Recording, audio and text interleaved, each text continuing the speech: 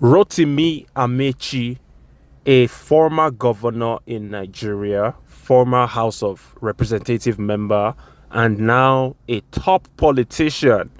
He has a message for Nigerians. Let's listen. That's why we are here. And let me tell you, it's a conspiracy of the elites. Forget, when we sit here, we look at what is the best way to go to grab power. We don't care for you. No Nigerian leader cares for you. Don't you respect his honesty? He says, we don't care for you. No Nigerian leader cares for you. We are only looking to grab power. And the reason why they try to grab power is because it removes them out of poverty. It turns them into billionaires without having to be held accountable. That's what it is. And the reason why no Nigerian leader cares for you is because you will do nothing. You protested. At the end of the protest, the president announced increase in price of fuel because you will do nothing. It's an absolute. You will do nothing. That's what this guy tells us, Rotimi Amechi, because even if they, the politicians, decide to loot, become billionaires, while 90% of the 200 million people that make up the population of Nigeria remain poverty-stricken, it means nothing. They know the Nigerian victims will do nothing. They do not in society. You may not know. One of the reasons I called it was your level of knowledge. I respect people who are more brilliant than me. You, him, Professor Wole Soyinka, that's how the friendship started. The reason, I don't know figures, so you know figures. And I respect you for the level of knowledge of economics. In fact, if you are not here and I was a president, you would have played a prominent role in the government I will serve. I don't care where you come from, for Christ's sake. It's about moving the country forward. So do you think it's really about moving the country forward, like Rotimi Amechi just said? He claims that his ideology is to hire anyone. And just so you know, he was a former presidential aspirant. He was trying to become the president in 2023. He did not win the primaries in his APC. They call it a political party, but I call it a terrorist organization. He didn't win the presidential position. The guy that won is Tinubu, and Tinubu is the current president. And obviously, just like his predecessors, destroying the country. So Rotimi Amechi is saying some very truthful stuff, and I consider him to be one of the most honest criminal politicians.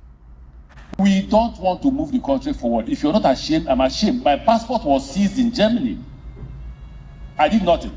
My offense is that I'm carrying a green passport. They kept me for nearly 30 minutes, and I was going for a medical checkup in Vienna. Check this out, bro. My passport was seized in Germany while I was on my way to Vienna for a medical checkup. This is a billionaire politician that was a governor for 8 years, and I have to give him credit for telling us the truth that we don't care about you victims of Nigeria. We only want to grab power. So if a past governor is having to travel to Europe for medical consultation, medical checkup on a regular basis because he can afford it from the money that he stole while in position of authority, then you already know what time it is. Show us your hotel. Listen, I should. Show us a tour ticket. I should. Wait.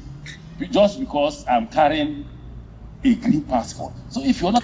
So he was embarrassed because he was detained in Germany, and the German immigration officials questioned him about, oh, where are you going? Who are you? Because that once they see you have a Nigerian passport in most European countries, these days in Asian countries, in North America, you're going to be profiled. You're going to face prejudice. That's how it works. There is no secret about this in 2025. As a Nigerian passport holder, you are going to face prejudice because that's how the world is.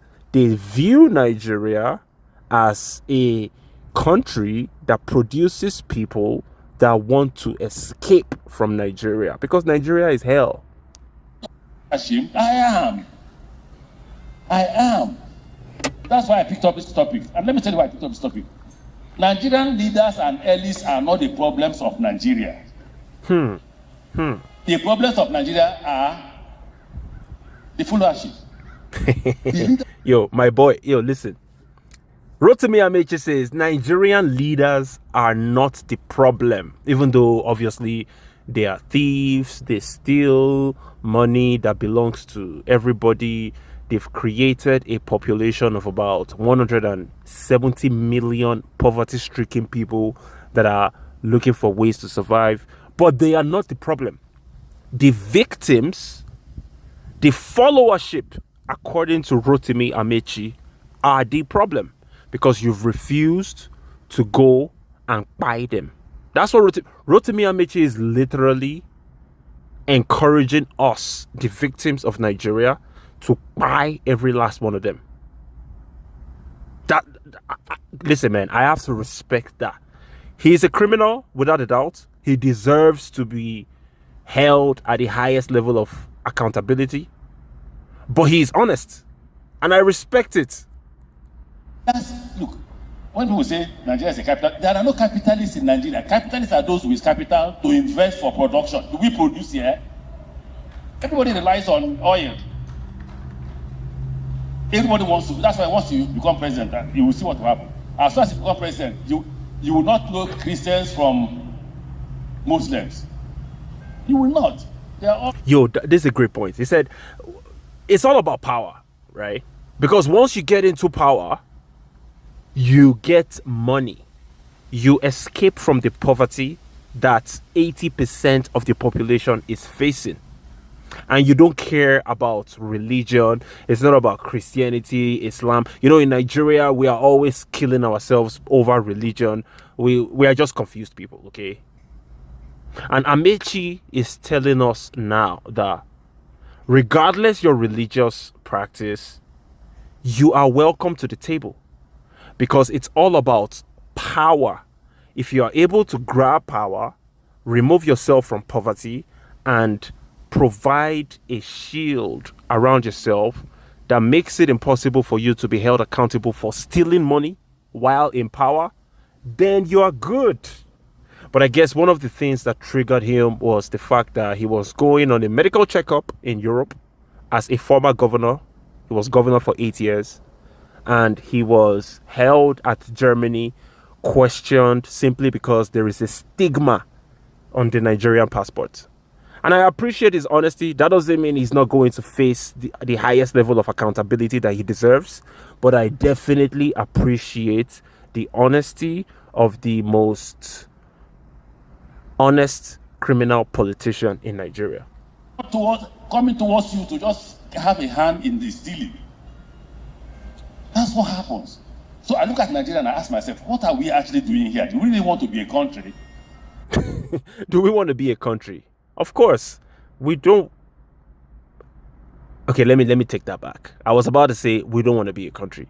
But the truth is, the vast majority of the victims of Nigeria want to be a country. They genuinely want to have an entity that they call their own. Oh, I'm a citizen of Nigeria. I'm proud of my country. But the truth is, Nigeria is one of the countries of the world with the lowest level of patriotism by its people. And it's not because the Nigerian people are bad or they are lazy or whatever stereotypes you have in your mind. It's because Nigeria has beaten the patriotism out of the victims of Nigeria. We're not even citizens. We are victims of a contraption. That's what we are. We are not citizens of a country. We are victims of a contraption, or you can call it a country, but we are victims of this entity called Nigeria. Nobody is a citizen. The only citizens are these politicians. And I need to remind you of something. When it comes to the religious aspect of Nigeria, the politicians don't care about what political, or rather what religious background you belong to. They only care about anybody that can grab power with them, consolidate the power, and be able to escape poverty and protect yourself from prosecution. But that also created a second large industry. Listen, in Nigeria, the best source of revenue, the best occupation is if you are a politician. The second best source of income / occupation is if you are a pastor or an imam.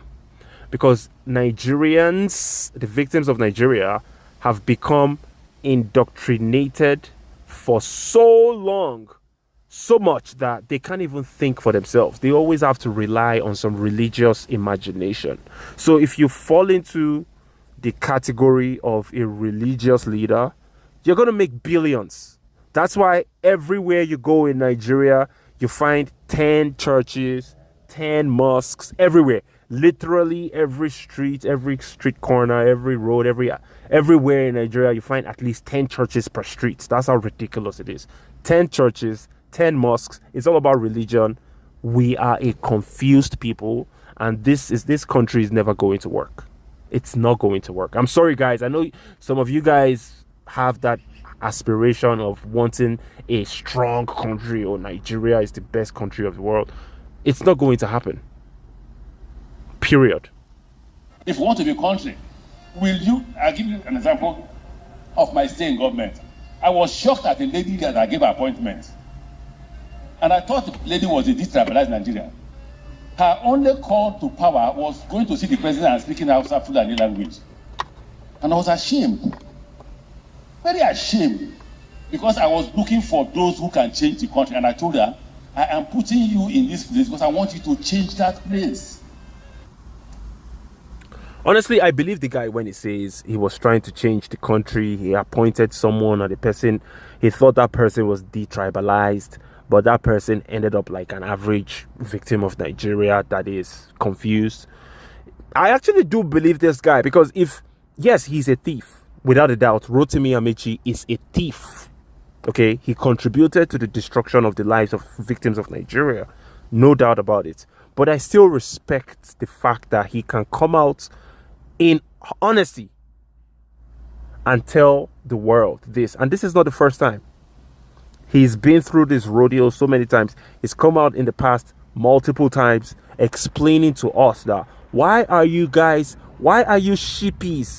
You victims of Nigeria, you are sheepies. Why are you sheepies not attacking us for ruining your lives? That's the question Rotimi Amechi has for us. But let me know what you think in the comment section. Let me know what your answer to that question is, especially if you are a victim of Nigeria. And if you're not a victim of Nigeria, everybody else is welcome to give an answer. What do you think?